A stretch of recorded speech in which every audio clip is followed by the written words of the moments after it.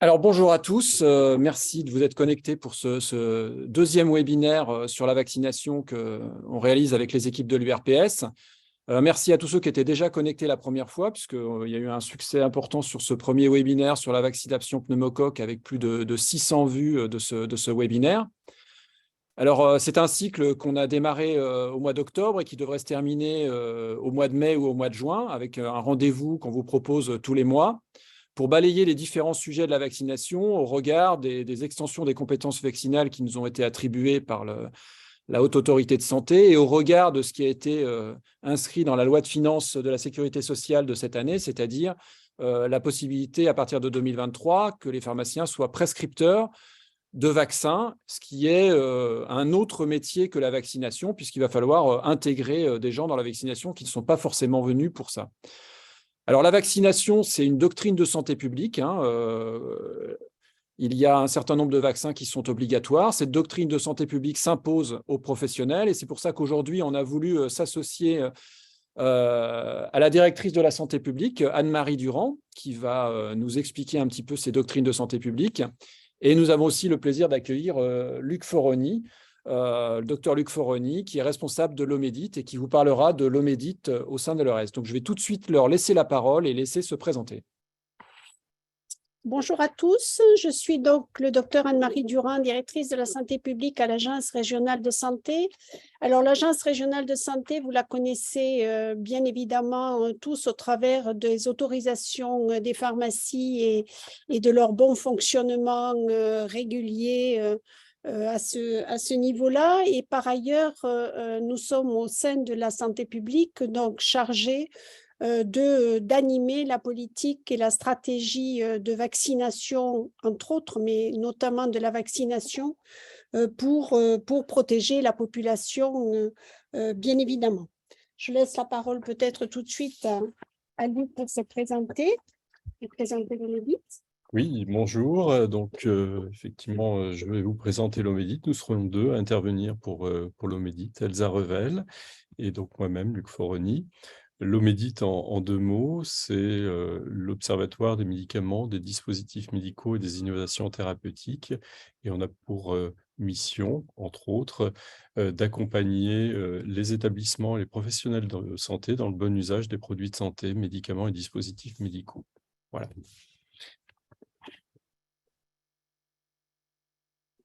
Alors, on va démarrer avec Anne-Marie Durand qui va nous parler de politique vaccinale en santé publique et donc on va vous partager la présentation d'aujourd'hui.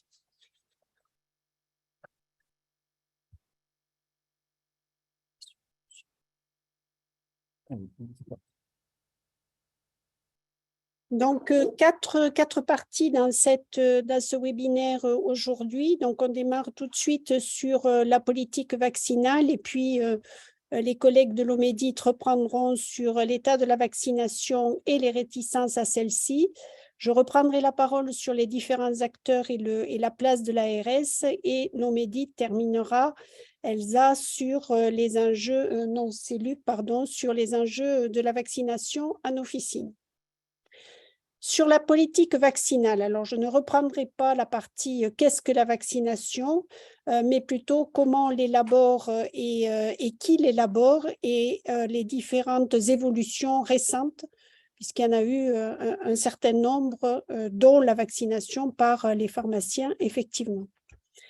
Alors, la responsabilité de l'élaboration de cette politique vaccinale, c'est une responsabilité de l'État qui est établie par le ministre chargé de la Santé et de la Prévention désormais, qui fixe donc ces différentes conditions d'immunisation liées à la vaccination et qui énonce les recommandations qui, elles, sont élaborées par la Haute Autorité de Santé et reprises dans le cadre ministériel. Donc, c'est cette haute autorité de santé qui élabore l'ensemble de ces recommandations pour permettre de définir la stratégie vaccinale et établit donc le calendrier de ces vaccinations. Pour cela, elle s'appuie sur des données épidémiologiques qui sont souvent transmises, ou la plupart des cas d'ailleurs, par Santé publique France. Elle s'appuie sur des études sur l'efficacité et la tolérance des vaccins, tant au niveau individuel que collectif, et sur des études médico-économiques. Cette mission était précédemment assurée par le comité technique des vaccinations au sein du Haut Conseil de la santé publique, qui donc n'a plus ces missions-là aujourd'hui, mais leurs recommandations sont bien évidemment toujours d'actualité. Autres institutions qui interviennent dans cette élaboration de la politique, l'OMS, donc à un niveau, comme son nom l'indique, mondial, et qui s'impose sur le plan français, en tout cas dans sa dynamique de construction. L'Agence nationale de santé publique que j'ai évoquée à l'instant, qui fournit notamment des éléments sur l'épidémiologie, mais a aussi un rôle d'information auprès du public ou des professionnels de santé sur les vaccinations et qui analyse toutes les informations qui permettent donc d'évaluer cette politique vaccinale sur le territoire national. L'Agence nationale de sécurité du médicament et des produits de santé, qui autorise donc les produits, enfin les vaccins eux-mêmes, contrôle la qualité et assure la sécurité, qui sont bien sûr des éléments majeurs dans la mise en place de ces vaccinations. Et enfin, l'assurance maladie, qui a le rôle de payeur d'abord, et puis ensuite qui mène des actions de promotion de la vaccination, et on en a un exemple actuellement avec le Covid ou la grippe. Sur la politique qui est menée, donc depuis 2012 maintenant, un programme national d'amélioration de cette politique qui a visé à plusieurs choses. D'abord, simplifier le calendrier vaccinal, même si le nombre de vaccins ont été accrus, pardon, qui facilite l'accès à la vaccination, avec notamment les agences régionales de santé, qui vise par ailleurs à inciter la population à bénéficier de cette vaccination, améliorer le suivi, l'évaluation de la politique vaccinale pour qu'elle soit toujours sécure et le plus dynamique possible, conforter le continuum entre la recherche et la qualité des vaccins ou leur évolution. Donc, c'est aussi un point majeur de cette politique. L'obligation vaccinale. Alors, pourquoi cette obligation vaccinale? D'une part, parce qu'on a le sentiment et probablement aussi la nécessité, en France en particulier, de rendre ces vaccins obligatoires pour en appuyer l'effet et la dynamique sur la population. Donc, il ne vous a pas échappé que les vaccins obligatoires sont passés de 3 à 11 pour les enfants, ce qui représente un certain nombre d'injections pour eux, mais qui étaient déjà bien connus. Ces nouvelles obligations donc conditionnent de par leur obligation, enfin de par leurs critères même contraints, conditionnent l'entrée, le maintien en école notamment pour les enfants. Cette réglementation fixe les modalités de réalisation des vaccins, en particulier le calendrier, on y reviendra un petit peu après, calendrier qui évolue très régulièrement, qui a été publié en 2018, mais qui depuis a pris de nouvelles formes pour intégrer toutes les évolutions de ces vaccins. Elle fixe donc la réglementation, la forme du nouveau carnet de santé pour les enfants et les adultes. Elle détermine les nouveaux modèles d'imprimés qui servent pour les certificats de santé et les examens médicaux préventifs. Le carnet de vaccination, le tout dernier, est celui que vous avez sous les yeux. Donc, il reprend les différents vaccins obligatoires et les dates de réalisation de ces vaccins pour les enfants. aussi pour les adultes, mais bien évidemment, c'est surtout pour les enfants qu'il est le plus utilisé. Il comporte deux parties, la première que vous avez ici et la deuxième qui reprend donc l'ensemble et un petit descriptif de ces vaccins, mais on va y revenir via l'Omédit tout à l'heure. Qu'est-ce qui change depuis 2018? Alors, en principe, rien dans la vie des parents et des enfants, puisque ces vaccins qui étaient recommandés sont devenus obligatoires, mais pour le public qui en bénéficie, rien n'est changé vraiment. Elles sont assurées globalement dans les consultations obligatoires pendant les 2 premières années de la vie des enfants. Qu'est-ce qui change pour les professionnels de santé? Rien dans leur pratique, même si, bien évidemment, pour vous qui êtes des officinaux, les choses évoluent beaucoup grâce à l'extension des professionnels habilités. Les professionnels de santé informent les parents et apportent les explications pour pouvoir vacciner les enfants. Et puis l'objectif, bien évidemment, de couverture et de protection des enfants fait partie du cadre déontologique pour ces professionnels de santé. Si peu de choses changeaient pour parents, enfants et professionnels de santé, beaucoup par contre changent dans la perception de la vaccination. Le fait qu'elle soit devenue obligatoire étaye, comme je vous le disais tout à l'heure, l'intérêt de la vaccination et vise en tout cas à en faire percevoir pour la population la nécessité la plus absolue. Et elle permet d'apporter les connaissances scientifiques qui sont nécessaires pour bien justifier la pertinence de cette vaccination, et elle permet d'aborder aussi la prévention pour d'autres maladies, même si pour le coup la vaccination n'est pas obligatoire. Elsa, peut-être pour la partie... Merci Anne-Marie. Du coup, on va parler dans cette deuxième partie de couverture vaccinale en France avec quelques données un peu chiffrées et focalisées aussi sur notre région.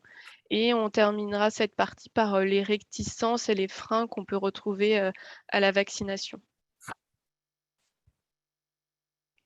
Donc, comme l'a dit Anne-Marie, en 2018, on est passé de 8 vaccins recommandés à 11 obligatoires. Bon, en pratique, peu de choses, mais quand même sur le terrain, si on regarde au niveau des couvertures vaccinales, il y a déjà eu un impact. Donc là, c'est les données chiffrées du bilan 2021 qui ont été publiées dans le calendrier vaccinal 2022. Et si on regarde le vaccin hexavalent, on avait en 2017, je veux bien la diapo d'avant, s'il vous plaît. Voilà. En 2017, 84,1% de couverture vaccinale. Et en 2019, donc un an après cette mise en place, on était déjà à 90,5%.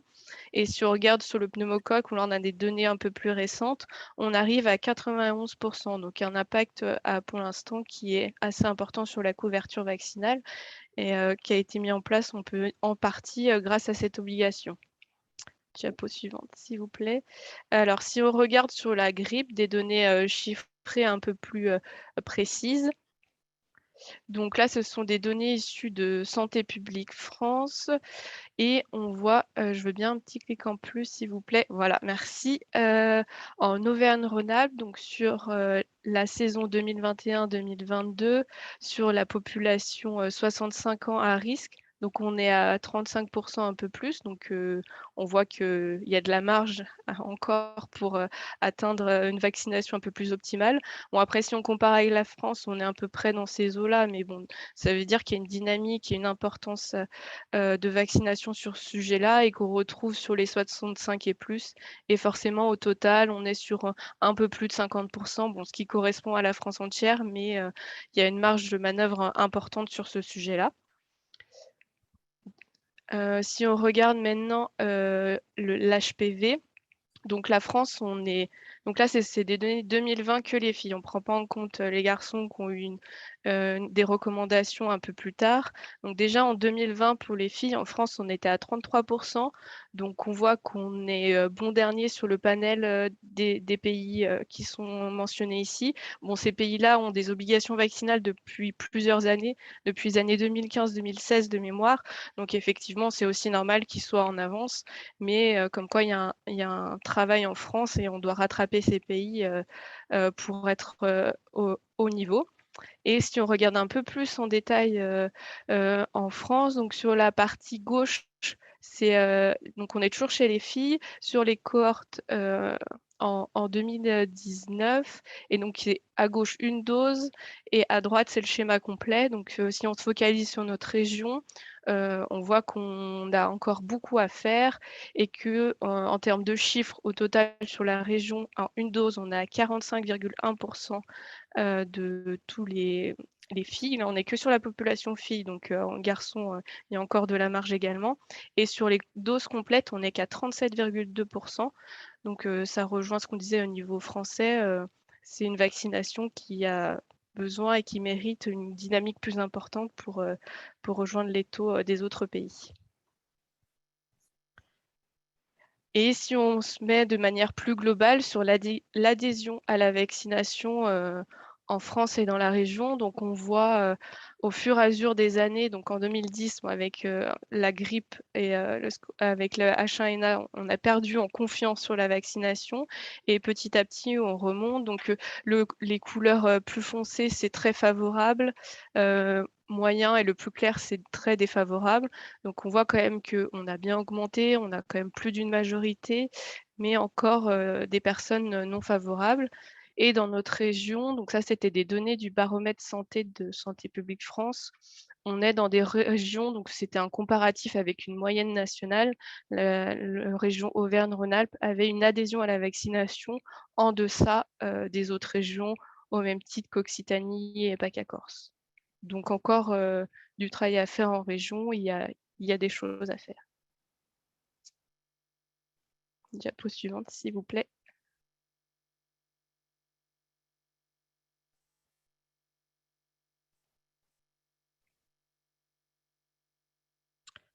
Donc, on a parlé de l'adhésion, donc c'est qu'il y a des réticences, et quelles sont-elles? En 2020, on avait interrogé la population à quelle vaccination êtes-vous défavorable, et en grande partie, enfin la plus grosse fréquence de vaccins contre lesquels ils étaient défavorables, c'était la grippe, à 13,8%. Donc c'est ce que vous voyez aussi dans la colonne surlignée, donc en 2020. Grippe 14%, le deuxième c'était l'hépatite B avec 7,2% et l'HPV à 4%. Et si on regarde en globalité, en 2020, donc, les personnes défavorables étaient 33%. Donc on voit quand même depuis 10 ans, on était à 53, donc on progresse, c'est bien, mais il y a encore une marge de manœuvre. On est sur une bonne dynamique, je pense qu'il faut perdurer sur ces réticences et l'adhésion à la vaccination. Donc, si on devrait décrire un peu des profils de patients de l'acceptabilité vaccinale, donc c'est des profils très grossiers, mais qui peuvent nous permettre d'identifier des personnes. On peut dire qu'il y a des personnes qu'on peut qualifier de partisans, c'est-à-dire qu'ils acceptent sans condition les recommandations vaccinales. En dessous, on peut voir des personnes un peu prudentes où ils acceptent la plupart, mais ils sont quand même un petit peu préoccupés et ont des questions. Les sceptiques qui, eux, acceptent que certaines, mais ils ne sont pas contre. Et en tout dernier, les opposants qui, eux, rejettent sans condition les recommandations. Donc, on voit qu'on a une marge de manœuvre sur des profils plus prudents et sceptiques. Les partisans, a priori, sont déjà vaccinés, etc. Donc, vous auriez potentiellement une action sur les personnes qu'on pourrait qualifier de prudents et sceptiques, sur lesquels il faudrait amener ou convaincre ou au moins discuter de la vaccination. Et parmi ça, il faudrait savoir pour leur faire accepter quels sont les différents déterminants. Donc, vous l'imaginez bien, ils sont très nombreux. On peut déjà dire qu'il y a tous les facteurs sociodémographiques qu'on connaît bien, liés au revenu, à l'âge, au sexe, l'éducation, les croyances, etc. Donc ça, c'est une partie des facteurs qui peut influencer ces choix et ces profils. Il y a aussi les types de vaccins. Donc, les caractéristiques du vaccin, depuis quand, donc ça on l'a vu beaucoup avec le Covid. Et il y a aussi tout ce qui est de la perception et de la confiance dans les vaccins. Donc le côté balance bénéfice-risque, donc qui est différente pour une personne saine qui doit se faire vacciner, qui est en bonne santé, qu'une personne qui a déjà une pathologie chronique et qui a des facteurs de risque. La balance bénéfice-risque n'est pas la même pour ces populations-là. Il y a également tout ce qui est côté information, connaissance, où là, certains sont en demande. Et il y a aussi, à l'inverse, en regard plutôt, un accès à l'information via les médias qui est très important, très multiple et parfois faux, donc d'où les fake news. Donc là aussi, c'est un sujet important auquel il faut discuter auprès des patients parce qu'ils ont accès maintenant de plus en plus d'infos qui ne sont pas toujours bonnes ou parfois contraires. Donc là, ça reprend, c'est une étude qui a été réalisée, qui est un petit peu vieille, en 2014, sur des personnes pour savoir quels étaient les principaux freins à cette vaccination. Donc il y a plein d'exemples, mais les majoritaires, donc qui sont tout en bas, étaient le bénéfice et le risque. Et après, on a la sécurité, la peur de l'aiguille, d'avoir mal, etc. Donc ça, c'est un exemple un peu pratico-pratique de ce que les gens pouvaient répondre à cette question sur les freins de vaccination.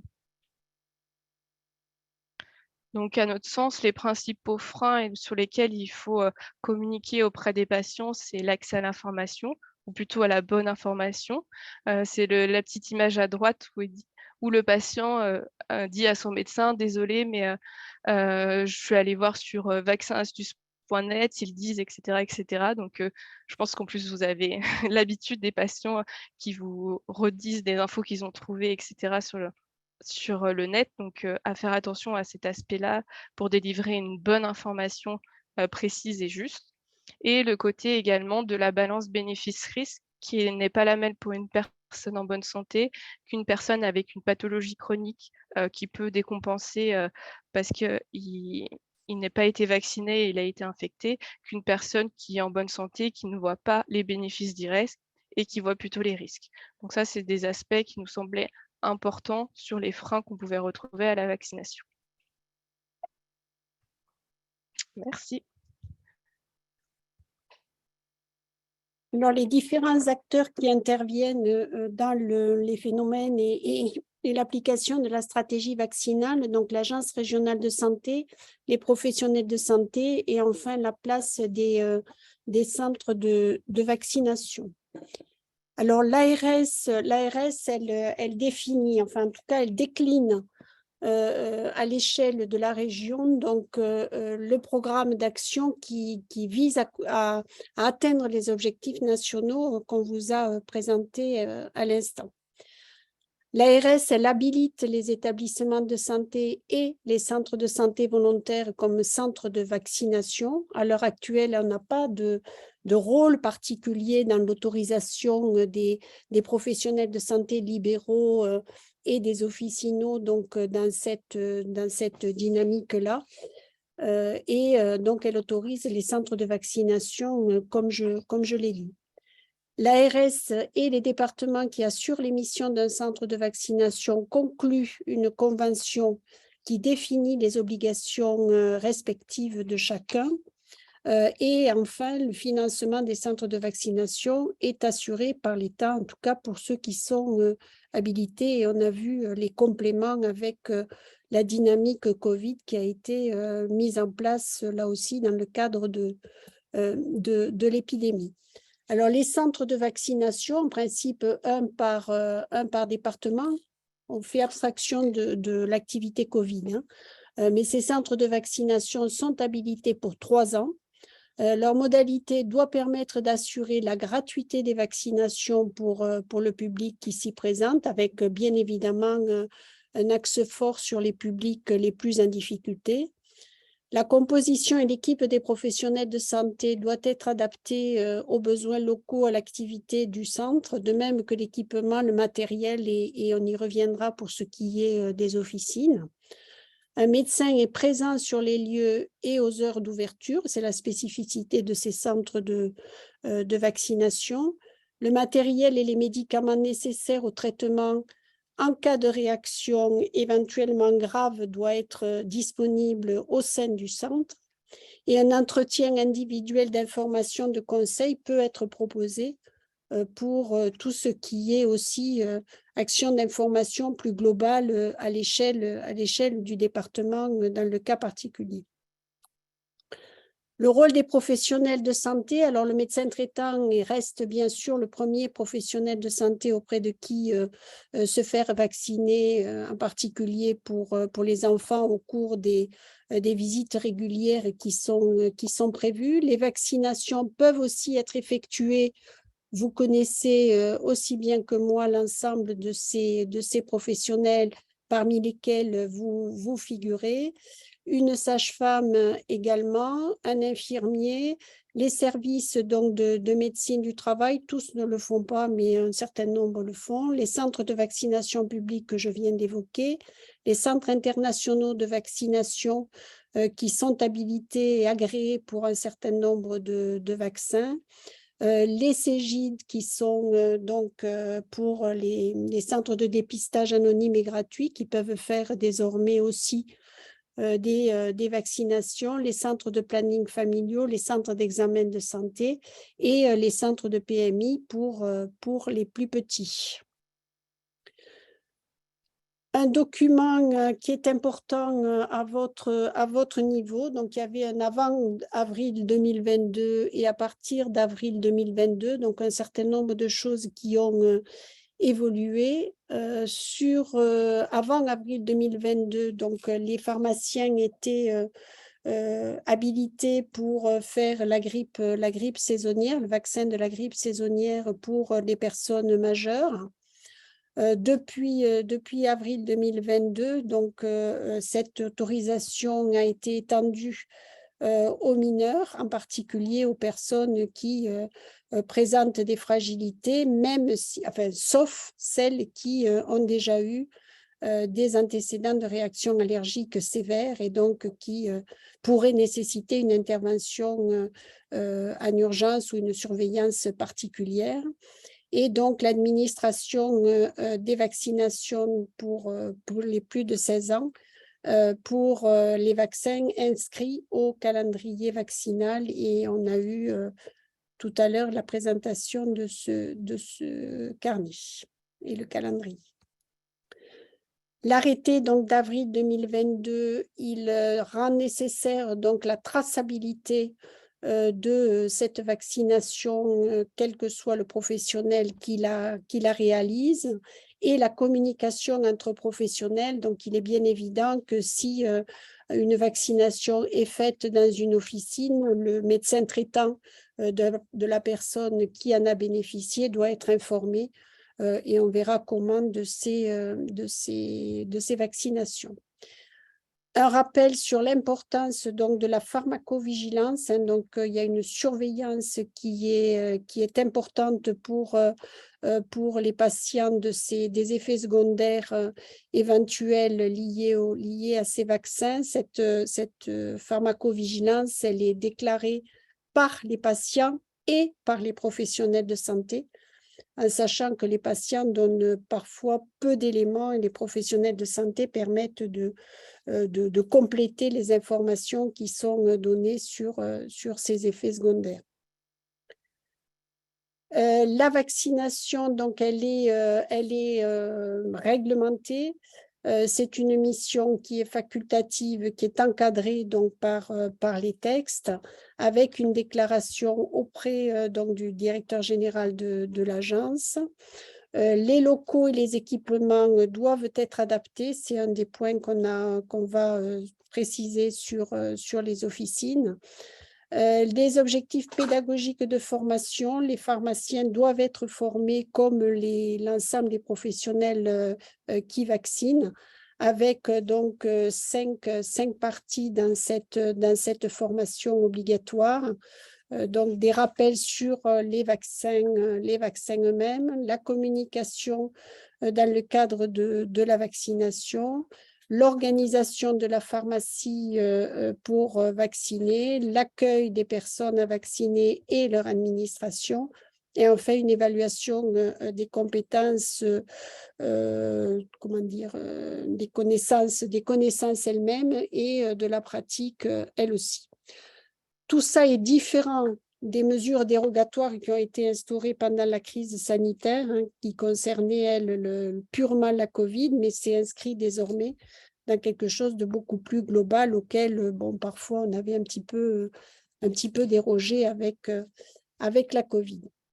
Des précautions nécessaires en officine. Alors, les officines aujourd'hui ne sont pas, organisées, n'ont pas été autorisées pour cette pratique de la vaccination, contrairement au centre de vaccination que j'évoquais tout à l'heure. Donc, ça nécessite pour vous tous de regarder vraiment au plus près l'organisation et l'aménagement de vos locaux, de façon à avoir là aussi une pièce adaptée pour ces vaccinations. Bien évidemment, ça ne doit pas se faire au milieu des autres personnes qui se rendent dans la pharmacie, à l'écart donc de la zone de délivrance, comme je le disais. Ça doit être accessible pour toutes les personnes qui viennent à la pharmacie, avec un réfrigérateur qui permet de conserver les vaccins dans de bonnes conditions, qui ne soient pas trop loin de la zone où ils vont être utilisés.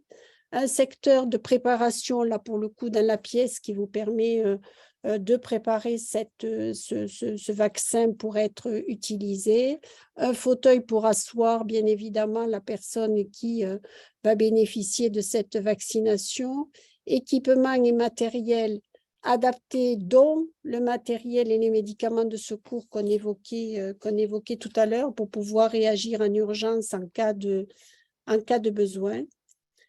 La pratique elle-même de l'acte de vaccination, donc je ne reviens pas sur la formation des professionnels à l'acte vaccinal, sur les contre-indications, sur la façon de le faire et sur les effets secondaires qui doivent être surveillés immédiatement, mais surtout éventuellement signaler à la personne qui va bénéficier de cette vaccination pour qu'elle ait sa propre surveillance sur l'évolution de son état de santé.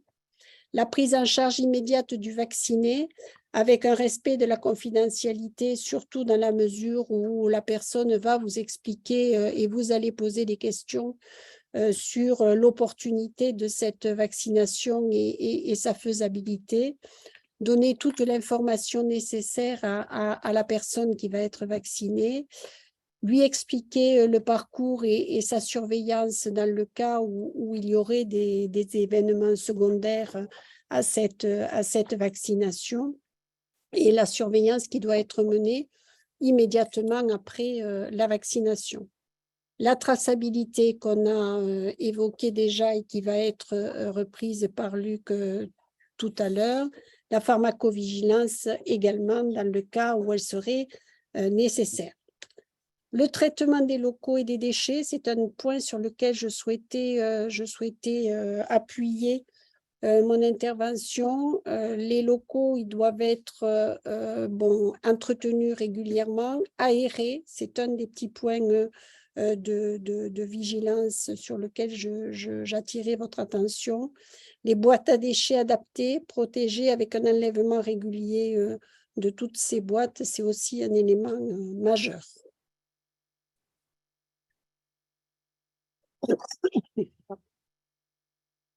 Eh bien, nous allons terminer ce webinaire sur l'aspect des enjeux de la vaccination en officine, et ces enjeux sont, comme vous pouvez le penser, importants. Et notamment, le premier enjeu, c'est l'enjeu de la promotion de cette vaccination. Cet enjeu, le pharmacien, en tant qu'acteur de santé de proximité, un des acteurs de santé de proximité très importants, eh bien, il a tous les atouts pour justement réaliser cette promotion de la vaccination, puisque il a la confiance du patient. Un certain nombre d'études l'ont montré. Donc il y a une confiance de ce patient vers ce professionnel de santé qui est importante, et il faut s'appuyer sur cette confiance. Il a la nécessité de rassurer, d'expliquer à certains patients l'intérêt de se faire vacciner. il a une nécessité de vulgariser son discours, mais ça, vous en êtes habitué sur toutes les thérapeutiques et dans les conseils que vous apportez aux patients, hein. Ils doivent être adaptés et que ce patient soit en capacité de comprendre et d'utiliser l'information qui est prodiguée. Et puis, il doit cibler ses conseils en fonction du patient qu'il a en face de lui. Si c'est un patient âgé, immunodéprimé, si c'est un patient qui est atteint de maladies chroniques, si c'est une personne enceinte. Voilà, donc ça, c'est effectivement des conseils qui ne seront pas les mêmes en fonction du patient. Les argumentaires auprès des patients, l'argumentaire déjà souvent nécessaire, et on l'a vu tout à l'heure, dans les réticences en fait que peuvent rencontrer les patients, c'est de comprendre quel est le mécanisme de la vaccination, de rappeler le principe de cette vaccination avec antigènes, adjuvants. Également, faire sensibiliser en fait les personnes à l'intérêt personnel et collectif à se faire vacciner, et j'insisterai sur l'intérêt personnel, on le comprend encore, l'intérêt collectif, il est bien souvent plus difficile à comprendre, hein, ce principe en fait de prévention collective qui est apporté par la vaccination, et notamment dans le cadre du cocooning, hein, de la préservation, de la protection des personnes faibles, immunodéprimées, âgées, qui entourent les personnes. J'ai souvent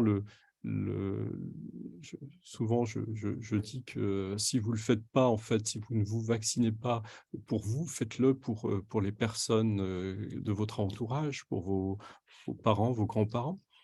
Donc, il y a une notion aussi qui est importante aussi à bien faire comprendre, c'est la notion de balance bénéfice-risque. C'est une notion qui est difficile sur ce type de thérapeutique, comme tous les autres thérapeutiques utilisées en prévention, où on n'est pas malade et on prend en fait, on administre un médicament alors que, on ne sent pas la nécessité, avec le risque, les risques existent, hein, de survenue d'événements indésirables, et donc ça, il faut bien faire comprendre qu'il y a plus d'intérêt pour le patient et pour la collectivité à être vacciné que de risques.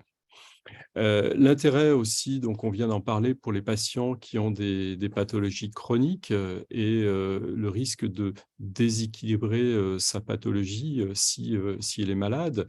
C'est le cas des personnes qui sont diabétiques, des personnes qui sont atteintes de BPCO, mais également des patientes qui sont enceintes, hein. La grossesse peut être problématique en cas avec certaines infections. Donc, il y a une nécessité de bien cibler ces patients, de prodiguer donc des conseils qui sont personnalisés sur les vaccins et qui les concernent directement. Et puis, rappeler également toutes les actions qui sont faites pour encadrer l'efficacité et la sécurité des vaccins en France. Et on le voit bien et Elsa en a parlé, les rumeurs, les fake news qui tournent autour de ces vaccinations, de ces événements indésirables. Rappeler que c'est une thérapeutique comme d'autres, dont la mise à disponibilité par l'autorisation de mise sur le marché, mais également par la surveillance, est très bien encadrée par les autorités françaises. Je vous ai mis un lien avec cette rubrique de l'OMS qui reprennent d'une manière assez simple et très, très didactique pour le patient un certain nombre de ces points qui peuvent appuyer votre discours auprès des patients. Qu'est-ce que la vaccination? Comment agit un vaccin? pourquoi dois-je me vacciner? Existe-t-il un lien entre vaccination et autisme, hein? Ça, c'est quelque chose qui, fin des années 90, suite à une étude qui a depuis été contredite, eh bien, fait beaucoup de tort à la vaccination. De la même manière pour les risques qui ont été évoqués de sclérose en plaques et qui ont depuis été, on a démontré qu'il n'y avait pas de risque par la vaccination.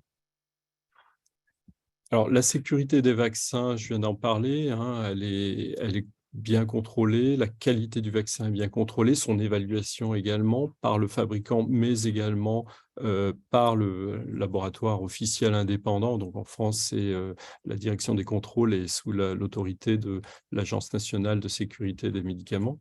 Et puis, deuxième axe, c'est une fois que le médicament donc, est mis sur le marché, eh bien, la nécessité, on ne le répétera jamais assez, les effets indésirables pour les médicaments sont inéluctables et on doit, pour améliorer la connaissance, eh bien, suivre ces effets en post-commercialisation avec la pharmacovigilance. Et donc là, j'ai rappelé le portail de signalement des événements sanitaires indésirables qui peut être fait soit par les patients ou par les professionnels de santé, ou également ces déclarations peuvent être également faites directement auprès du centre de régional de pharmacovigilance du CHU le plus proche de vos lieux d'exercice. Au regard de ce qui a été tout à l'heure évoqué sur les freins de la vaccination, eh bien, on peut mettre en miroir quels sont les leviers qui peuvent nous permettre de lever ces freins. Donc en fait, là encore, sous la même présentation, eh bien, vous pouvez voir qu'en fait, un des leviers les plus importants, eh bien, c'est le conseil des professionnels et les recommandations nationales qui sont reconnues par un certain nombre de nos concitoyens.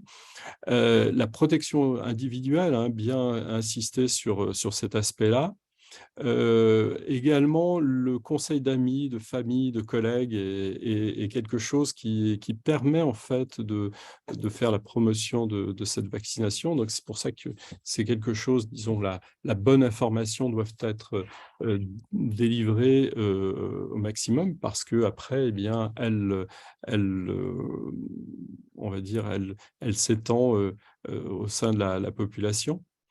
La conscience et la connaissance de la maladie, du vaccin également, de la protection qu'on peut avoir avec ces vaccins, la perception de la sévérité des maladies infectieuses qui peuvent être protégées par cette vaccination, hein. On connaît en fait l'impact que peut avoir des rougeoles chez des jeunes adultes en termes de mortalité. Et donc ça, c'est quelque chose qu'il faut également porter à la connaissance des patients. La perception d'une forte susceptibilité à la maladie, la croyance donc, dans les bénéfices du vaccin, et puis ensuite, bon, la norme sociale, en fait, cette norme sociale, la réglementation est là aussi pour nous aider à effectivement appuyer la vaccination. Pour le pharmacien, l'enjeu est de bien cibler les patients éligibles, hein, de bien vérifier les contre-indications et les allergies. Alors, ces contre-indications et ces allergies pour la vaccination sont très limitées, hein. Bien souvent, ce sont, comme je viens de le dire, l'allergie en fait à un des composants du vaccin qui peut éventuellement contre-indiquer l'administration de ce vaccin. Et puis, il y a à convaincre, donc, comme on l'a vu, vous l'avez vu tout à l'heure avec Elsa, il y a 4 catégories de patients. Et puis, sur ces 4 catégories, il y en a 2 pour lesquelles on peut éventuellement avoir un discours pour faire pencher la balance vers la vaccination, et notamment vers la partie des personnes qui sont sceptiques. Un enjeu également de communication entre professionnels de santé, hein, pour bien, là encore, cibler les patients à vacciner. Et puis, pour cela, des moyens dont la traçabilité de la vaccination qui est absolument nécessaire afin justement de prévoir les rappels et puis de suivre effectivement la bonne couverture vaccinale du patient et de la population en règle générale. Alors, cette traçabilité, elle se faisait au préalable sur des carnets de santé papier, des carnets de vaccination papier, où maintenant il en existe des électroniques, puis il y a eu le DMP et maintenant Mon Espace Santé. Et bien évidemment, c'est au niveau de cet espace, de Mon Espace Santé, que cette traçabilité doit être réalisée. Alors, soit réalisée avec des outils qui sont interfacés, connectés avec cet espace électronique, mais c'est évidemment sur ce type d'outil que doit être réalisée la traçabilité. Alors, vous pouvez être confronté à un certain nombre de questions qu'il faut anticiper. Ces questions, on a essayé de les regrouper sur cette diapositive. Est-ce que le vaccin peut me rendre malade, me donner une maladie? Donc, bien être en connaissance des effets secondaires des vaccins qui sont bien souvent très limités. Limité à la fièvre, une douleur au point d'injection, une induration.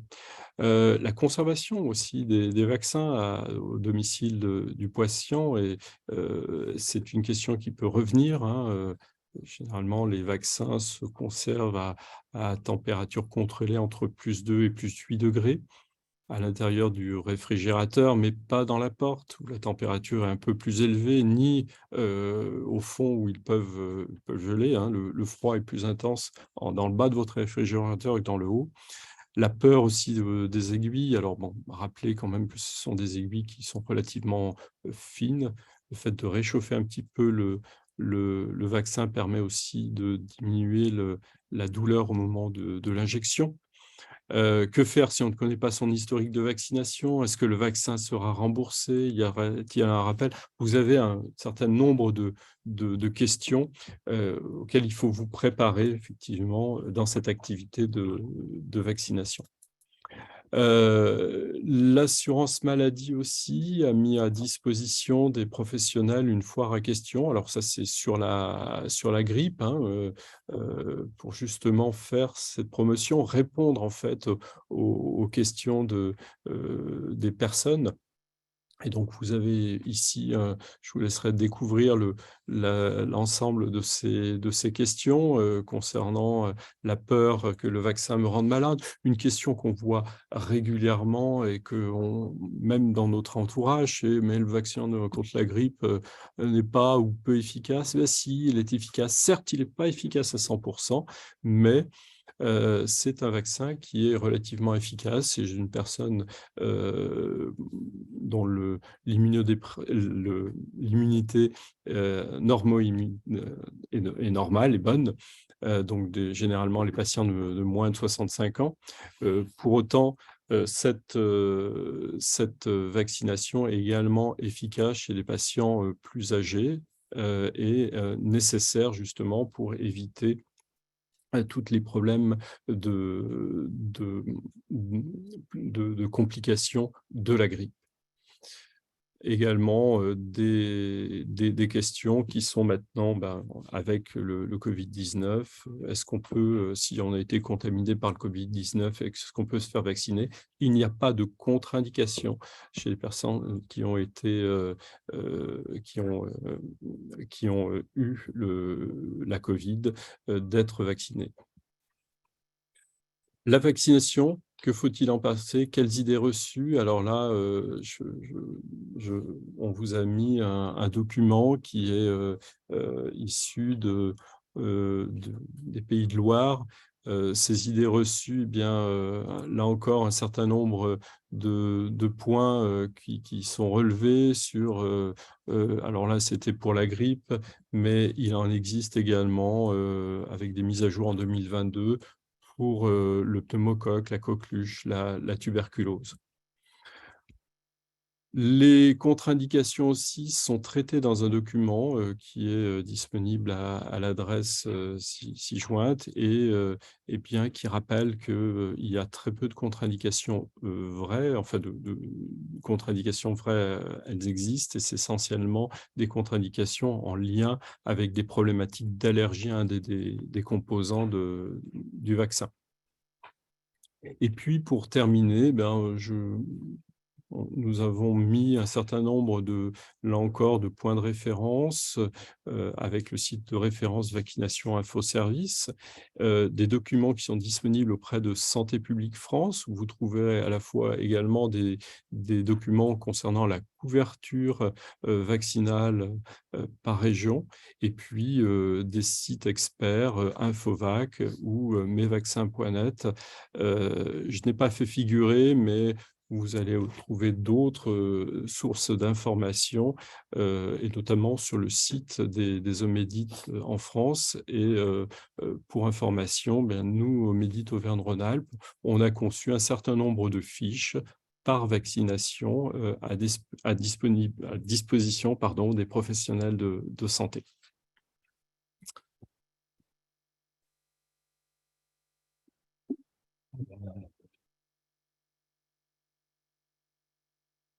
Alors, merci Luc, merci Anne-Marie. Alors, on va arriver à la conclusion de ce webinaire. Alors, juste quelques petits messages quand même. Alors, sur les présentations qui vous ont été faites, vous avez vu dans la présentation d'Elsa Revel le retard vaccinal important de la France, hein, et sur pratiquement tous les vaccins, on n'est pas très très bon, hein. Même des pays du Sud, on dit souvent que c'est les pays du Nord qui sont meilleurs. Je peux vous dire qu'en Espagne, ils sont bien meilleurs que nous sur la vaccination. Donc, on a un enjeu très fort vis-à-vis de ça. C'est peut-être pour ça qu'on aura peut-être encore à nouveau en 2023 une nouvelle extension des compétences vaccinales, puisqu'il y a une nouvelle recommandation de la HAS qui a été mise au mois de juin cette année pour vacciner en gros à partir de 2 ans. Donc, on verra ce que ça donne. Alors, ce que vous a dit tout à l'heure Anne-Marie Durand sur la vaccination en officine, c'est vrai que les pharmacies ne sont pas agréées comme les centres à vacciner. Demain, et quand je dis demain, c'est quasiment cet après-midi, hein, on est amené à faire quasiment tous les vaccins. Donc, on va devenir de fait des petits centres de vaccination. Donc, il sera très important que dans les officines, vous ayez mis vos locaux en conformité avec les recommandations qui vous ont été présentées. Parce qu'on peut très bien imaginer qu'un jour, on va s'intéresser à la qualité de la vaccination faite en officine. Donc, il ne s'agira pas qu'il y ait des choses qui soient un petit peu délicates. Depuis 5 ans, il n'y a pas eu de contrôle sur les locaux, mais on peut imaginer que si demain, on vaccine quasiment tous les jours en officine, à un moment donné, on s'intéresse à la qualité de la pratique dans nos locaux. Alors, Luc vous a parlé aussi de la communication sur la vaccination. Alors, effectivement, il ne s'agit pas de vacciner pour vacciner. Il faut absolument que ces vaccinations fassent l'objet d'un enregistrement. Alors, avant, c'était le carnet de vaccination, le carnet de santé que personne n'a sur soi et jamais au moment où les gens viennent à la pharmacie pour se vacciner. Vous n'avez qu'à faire l'expérience en ce moment lorsque vous vaccinez grippe ou Covid ou autre, de dire tiens, je vais le marquer dans votre carnet de santé. Personne ne l'a. Donc, il va falloir améliorer ce système-là. Alors, c'est quelque chose sur lequel nous, on a travaillé. Alors, je vous en parlerai juste en conclusion de ce webinaire. Ou plutôt non, je vais vous en parler tout de suite en fait, puisque Luc a aussi évoqué un outil qui s'appelle mesvaccins.net, qui est en fait un outil fait par des experts de la vaccination. Ils sont, je ne sais pas combien, plusieurs dizaines à écrire sur mesvaccins.net. Ça a été une vraie source d'information pour nous dans la crise Covid, hein, parce qu'avec tous les schémas compliqués, j'ai eu tel vaccin, puis après j'en ai eu un autre, j'ai eu le Covid, j'ai pas eu le Covid, etc. Qu'est-ce que je dois faire comme vaccin ? Bon, c'est un outil d'expert qui permet en fait d'apporter une réponse à chaque individu en fonction de son parcours vaccinal et de son parcours physiopathologique, c'est en gros les antécédents de santé. Et ils ont développé 2 choses. Alors, quelque chose qu'on avait utilisé à l'époque dans la région au démarrage de la vaccination grippe, qui était le carnet de vaccination électronique. Et un deuxième outil qui a été développé en 2022 dans mesvaccins.net, qui n'est pas encore disponible, mais qui le sera le mois prochain, qui est un système d'aide à la décision vaccinale. En gros, clairement, ce que je viens de vous expliquer, c'est-à-dire de pouvoir analyser un petit peu les antécédents de la personne et de lui faire la bonne recommandation, avec là, pour le coup, quelque chose qui est vraiment basé sur des recommandations d'experts, puisqu'en fait, c'est un outil avec intelligence artificielle qui, si vous renseignez bien et correctement les informations, vous apportera à vous, pharmacien, la certitude que votre prescription de vaccination, et là je parle évidemment en cas de prescription de la vaccination, une sécurité pour ne pas avoir à adapter des textes que vous pourriez éventuellement interpréter. Et donc ce que je vous avais mis dans la zone de chat en début de webinaire, c'est que en fait, l'URPS a décidé, dans le cadre de l'arrivée de la prescription, d'installer dans toutes les officines, alors pour ceux qui le souhaiteraient bien évidemment, de proposer l'outil professionnel de mesvaccins.net à partir de début d'année, à partir de janvier-février, qui sera déployé gratuitement dans toutes les officines. Vous pourrez vous y connecter soit par Mon Sisra, soit par ProSanté Connect. Et ça fera l'occasion d'un webinaire qu'on fera au mois de février pour vous expliquer un petit peu les modalités de fonctionnement de cet outil-là. Sur le carnet de vaccination électronique qui est fait dans mesvaccins.net, alors forcément, c'est un outil qui aide à la décision vaccinale, parce que forcément, en fonction des antécédents, ou même s'il n'y a pas d'information, il y a quand même un outil qui va vous aider à prendre des décisions. Mesvaccins.net sera interfacé avec Mon Espace Santé, c'est-à-dire que les vaccinations qui seront enregistrées dans mesvaccins.net seront automatiquement basculées dans le Mon Espace Santé du patient en 2023. Donc, vous aurez, comme l'a dit Luc, différentes portes d'accès pour enregistrer les vaccinations. Et ce sera un outil dont vous pourrez disposer à partir de 2023, mais on reviendra bien évidemment avec vous là-dessus. J'en profite pour vous faire comme une annonce sur le prochain webinaire qui aura lieu le 14 décembre, toujours à la même heure, 12h30, 12h45. Ce sera sur la vaccination du senior. Donc, c'est mon camarade Kevin Falipon de l'URPS qui présentera ce webinaire. Il sera donc associé au professeur Gaëtan Ogavezzi, qui est gériatre au CHU de Grenoble et qui vous parlera donc de la vaccination des personnes âgées. Donc, c'est le moment de mettre encore quelques questions dans le chat si vous en avez. Je vais remercier déjà Luc et Anne-Marie et bien sûr Elsa qui est à Clermont-Ferrand, je crois, c'est ça ? Voilà, qui est à Clermont-Ferrand, d'avoir participé à ce webinaire. Alors, c'est vrai qu'avec Anne-Marie, on a énormément échangé pendant 2 ans, puisqu'en fait, à l'URPS, on avait une réunion crise Covid quasiment hebdomadaire. On en a fait, je crois, 53, je les ai comptés. Et avec les différents représentants de l'ARS, chacun nous présentant un volet de cette crise. Donc Anne-Marie, bien évidemment, en tout cas à partir de 2021, a été spécialisée sur l'organisation de la vaccination dans la région. Et donc c'est à ce titre-là qu'on a énormément échangé. Je remercie beaucoup Anne-Marie parce que elle a travaillé aussi sur le sujet vaccination Bexsero, enfin vaccination méningite plus récemment. Mais voilà, très sincèrement, on a eu de très, très bons échanges pendant toute cette période-là. Alors, j'espère qu'il y aura moins de besoins dans les années à venir. Mais en tout cas, entre l'URPS et l'ARS, ça a été un point d'échange très structuré, très valorisé et qui nous permettait, nous, de montrer, ce que j'ai dit régulièrement à l'ARS, qu'on n'était pas laissés, nous, seuls dans les pharmacies, abandonnés avec la vaccination, avec des fois des difficultés. Ça permettait d'avoir une porte d'écoute de nos difficultés qui étaient au moins enregistré au niveau de régional, voire remonter au niveau national, notamment sur les flux logistiques. Donc voilà, je vous remercie. Alors, je ne sais pas si vous avez des questions. Je ne sais pas si je peux donner la parole à tout le monde parce qu'on n'est pas des habitués de l'outil de webinaire. Donc, ce webinaire sera enregistré sur la chaîne YouTube de l'URPS, comme le précédent. Et donc, vous recevrez un mail pour y avoir accès. Vous pourrez retrouver aussi la présentation qui a été faite aujourd'hui. Et puisqu'à priori, il n'y a pas de questions, merci à vous deux. Merci à Luc. Voilà, et on vous souhaite une très bonne fin de journée. Au revoir. Au revoir à tous. Merci. Merci. Au revoir.